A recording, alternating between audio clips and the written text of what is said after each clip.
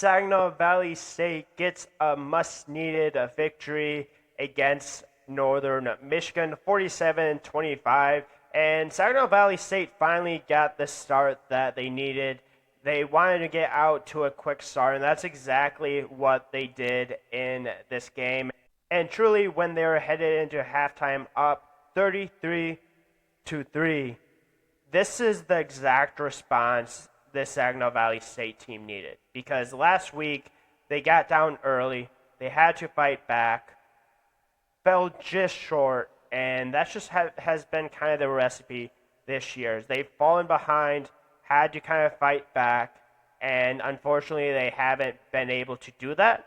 And I think this game truly showed that this Saginaw Valley State team wanted to make a statement when it came out to start this game.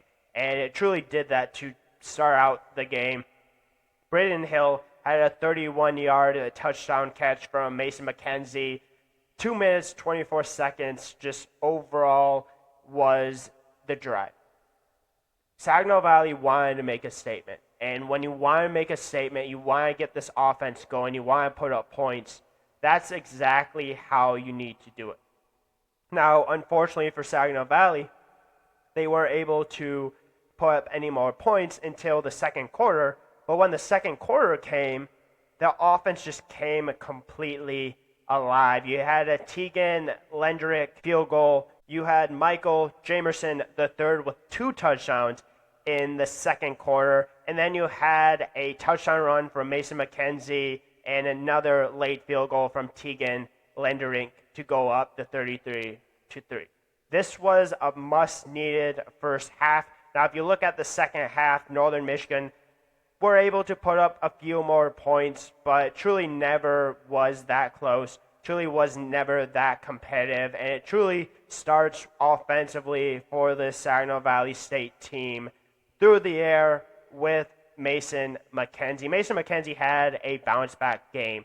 Like I mentioned in the preview, I don't think Mason McKenzie has had the season that he's wanted, maybe even the season that he expected to have. But in this game, you truly saw the Mason McKenzie that you saw last year. 17 for 27, 243 yards, 2 touchdowns, and he just didn't do it through the air. He continues to do it through his legs, 110 yards on the ground, 1 touchdown. He had 350 yards of offense by himself out of 523 yards. He almost had half of the yardage of this offense primarily because of him.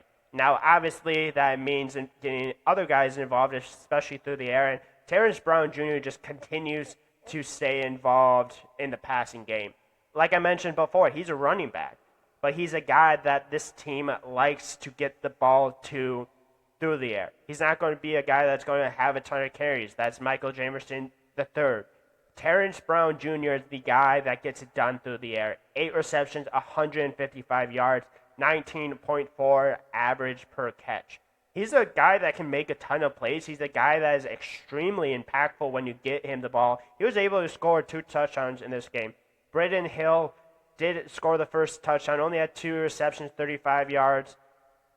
But it was truly those 2 guys, Mason McKenzie and Terrence Brown Jr., that truly led this offense. And I think that's going to be a recipe for success for this Saginaw Valley State team. I do think there's other playmakers on this team that are really good. I mentioned Braden Hill. I thought he had a solid game. Michael Jamerson III had a good game. I think there's other guys that truly can make a difference for this team. But it truly seems like when Mason McKenzie's on, when Terrence Brown Jr. is working, this is when this offense gets going. And I truly don't think that this offense is the biggest question mark of this team so far. It hasn't been. This offense has been able to put up points. It's truly been the defense that has really been kind of the letdown for Saginaw Valley State. And this game, they were pretty good for the most part. 331 yards of offense for Northern Michigan. Through the air, they were great. 52 yards through the air. Now, like I mentioned in the preview, they do have a couple of guys that did throw in this game, redshirt freshman, I believe.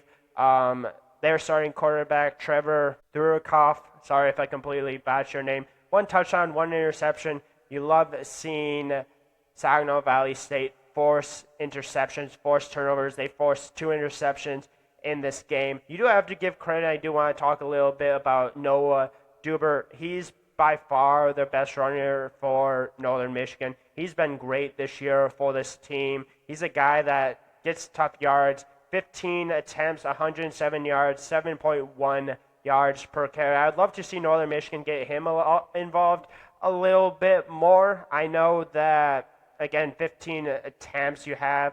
Jai Wood has 15 attempts. Trevor, the quarterback, ran for 66 yards on 13 attempts.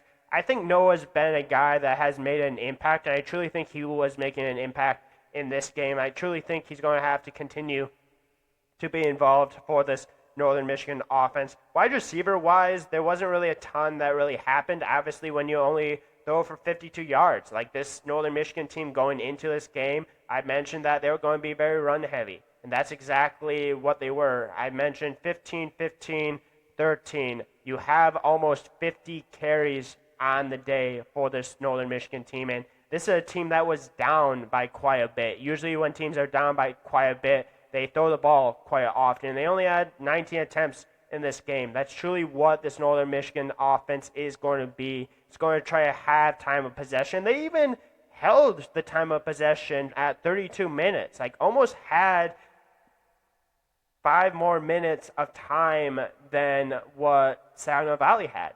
And it still ended up being a 22-point win for Saginaw Valley. Now, some of those plays did come off of big touchdown runs, big touchdown plays. Braden Hill, touchdown catch. I also did mention Michael Jamerson, the 42-yard touchdown run. Some of those did come off of big plays, but they're typically pretty quick drives for Saginaw Valley when they did score. There's not much else you can really do. Like, this Saginaw Valley State team was better today. Unfortunately, this Northern Michigan team is now 0-5 on the year. I do think they have playmakers on this team. I mentioned a couple of them already.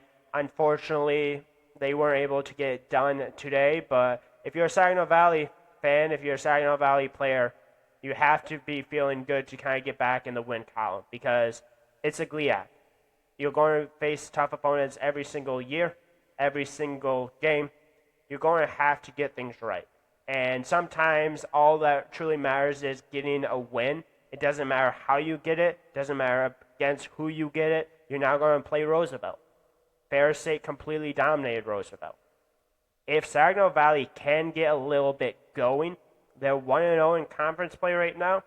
There's a real chance that Saginaw Valley can respond and maybe have a little bit of a better season than they were currently are having. And it truly starts with Roosevelt. Then things start getting difficult against Grand Valley State, then Wayne State, then Davenport, Ferris State, Michigan Tech. Use this as a building block. It's going to get harder, but hopefully Saginaw Valley is able to use this as momentum for the rest of the year, figure some things out. I know obviously having a bye week last week can help, but I think both of these teams are going to have to try to figure things out for the rest of the year. Not going to get any easier. Hopefully Northern Michigan can get their first win of the year. We will see. But yeah, Saginaw Valley is right back in the win column. Next week they're going against Roosevelt. Hopefully go to 300 and 2-0 in the conference. And if that happens, you never exactly know what's going to happen. Just not the start Saginaw Valley wanted to have, but if you get back in the win column, you get a little bit of momentum going. You never know exactly what happens. But yeah, that's really the wrap of this recap. Thought Saginaw Valley was quite a bit the better program. I think they'll continue to be for next week as well. But yeah, they got back on track, and I'm happy to see that.